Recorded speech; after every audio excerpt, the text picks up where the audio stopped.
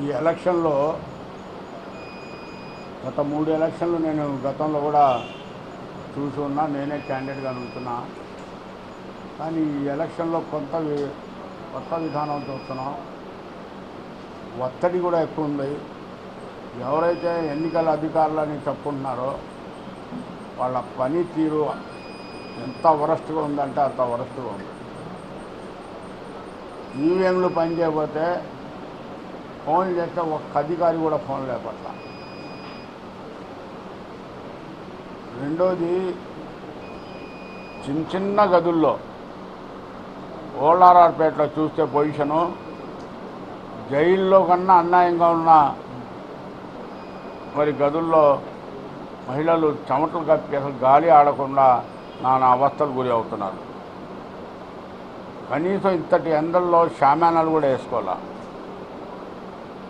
ఇంత సమయం ముందు కూడా పెట్టుకొని అధికారులని ట్రాన్స్ఫర్ చేయడానికి ఎన్నికల సంఘం వాళ్ళకి టైం ఉంది, కానీ ఎన్నికలు ఏ రకంగా నిర్వహించాలనే దాని మీద అవగాహన లేని పరిస్థితి. ఓటర్లకి స్లిప్లు కూడా ఇవ్వాల. డోర్ టు డోర్ తిరిగి ఓట్లు నమోదు కూడా అధికారులు చేసుకోవాలా.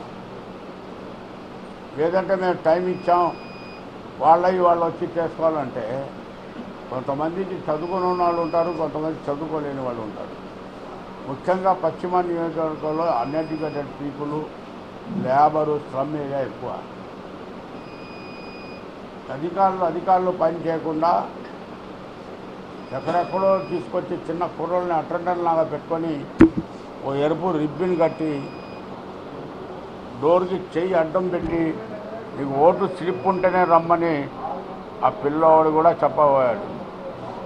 ఇప్పుడు ఎన్నికల్లో గత అధికారులు ఏం చెప్తున్నారో పక్కన టీవీల్లో, ఛానల్లో, న్యూస్లలో 9-10 రకాల్లో ఏ ఎవిడెన్స్ ఉన్నారో ఓటు వేసుకునే హక్కు ఉంటుంది అంటున్నారు.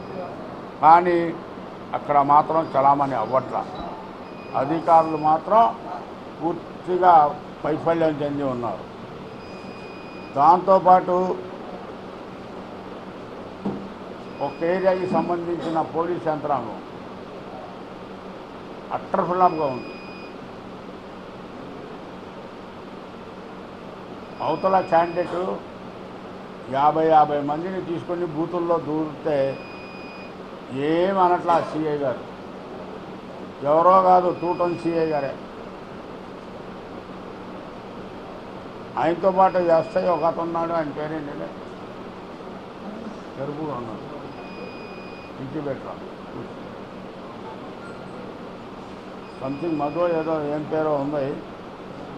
ఆ పిల్లోడు స్క్వాడ్ ఎస్ఐ అంట. మర్యాద కూడా లేకుండా మాట్లాడుతున్నాడు.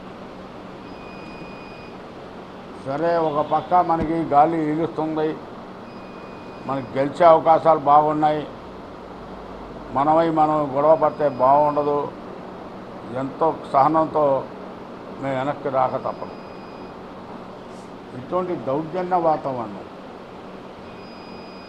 అరేంజ్మెంట్స్ లేకుండా అధికారులు చేసిన పనితీరు, కనీసం స్లిప్పులు లేక ఒక్కొక్క బూత్లో 100ల సంఖ్యలో మహిళలు తిరిగి వెళ్తున్నారు.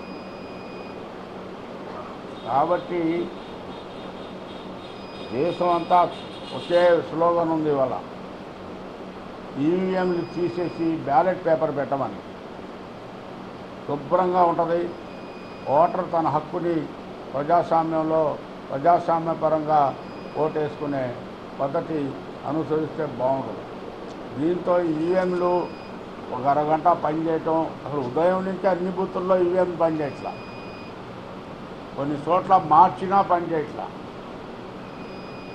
మరి ఈ రకంగా దారుణంగా అరేంజ్మెంట్ జరగడంలో ఓటర్లంతా సఫర్ అయ్యారు. వాళ్ళు ఏదే ఉన్నప్పటికీ కూడా గౌరవ ముఖ్యమంత్రి గారు చంద్రబాబు గారు చేసిన సంక్షేమ కార్యక్రమాలు, ఆయన కష్టం, అభివృద్ధి, ఒక విజను, ఇవన్నీ కూడా ప్రజలు, ప్రత్యేకంగా మహిళలు, మేము చంద్రబాబు తప్ప, ఎల్లి ఖాన్ తప్ప వేరే పార్టీకి ఓటేమో సైకిల్ గుర్తుకే ఓటేస్తూ ఉంటారు.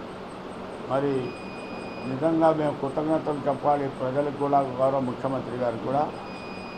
ప్రజలు కోరుకుంటూ ఒక ముఖ్యమంత్రిని మళ్ళీ కావాలి, మళ్ళీ రావాలా అనేది ఇది ఒక కొత్త విధానం, ఇది కొత్త మలుపు రాజకీయాల్లో.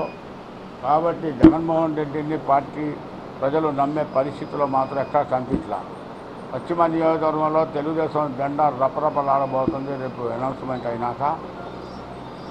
నేను నిన్ననే ఒక వాట్సాప్లో చూసా, వైసీపీకి సంబంధించిన టికెట్లన్నీ వేశారు, ఏ సీట్లు గెలుస్తున్నామని. సరే, తెలుగుదేశానికి తక్కువ చూపించి వాళ్ళు ఎక్కువ చూపించుకున్నారనుకోండి. విజయవాడ వెస్ట్ వాళ్ళ కాలంలోనే టీడీపీ అని ఉంది. కాబట్టి మా కష్టానికి, చంద్రబాబు కష్టానికి ప్రజలు తప్పనిసరిగా సైకిల్ గుర్తుకు ఓటేస్తారు. ఎంపీ గారికి ఓటేస్తారు, ఎమ్మెల్యే గారికి కూడా ఓటేస్తారు. మరి బ్రహ్మాండంగా మేము కూడా తిరిగి వచ్చాం, ఓటర్ నాడి చూసాం. ప్రత్యేకంగా మైనార్టీసు, ఇతర కమ్యూనిటీసు మాకు చంద్రబాబు గారే ఉంటే బాగుంటుంది, మా ఎమ్మెల్యే గారి విధానం మాకు బాగుంటుంది, కాబట్టి మేము వేరే వాళ్ళకి ఓటేసే ప్రసక్తి లేదని వాళ్ళు ఖంగా చెప్తున్నారు. మనం త్వరలోనే రిజల్ట్స్ వస్తాయి. ఆ రిజల్ట్స్లో మరి ఇక్కడ ఉన్న అభ్యర్థి షబానా ఖాతూన్ గారు కానీ, మా ఎంపీ పార్లమెంట్ సభ్యులు కేశినేని నాని కానీ ఇద్దరు కూడా గెలవబోతున్నారని మీ ద్వారా ప్రజలకి తెలియజేస్తున్నా. ఇంకోటి కూడా మీరు ప్రజలకు చెప్పాల్సింది, ఇంకా సమయం ఉంది కాబట్టి ప్రజలకి నేను చెప్తుండగా నా పిలుపుగా ప్రజలందరూ కూడా టీడీపీ పార్టీకి ఓటేసి ఈ రాష్ట్రంలో ఉన్న గతంలో ఉన్న శాంతియుత వాతావరణాన్ని కాపాడుకోవాలంటే చంద్రబాబు ఉండాలి. అవతల పార్టీ కనుక దుర్దృష్టశాతం వస్తే విడిగా రౌడీగా అయిపోతాయి.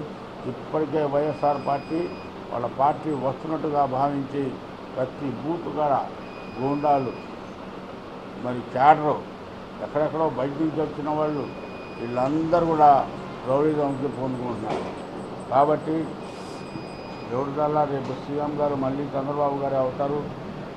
ఈ కొన్ని డిఫెక్ట్స్ ఇవన్నీ కూడా మరి సార్ దగ్గరకు వచ్చి చెప్పి మనం ఇవన్నీ కూడా కరెక్ట్ చేసుకోవాల్సిన బాధ్యత నాకు కూడా ఉంది.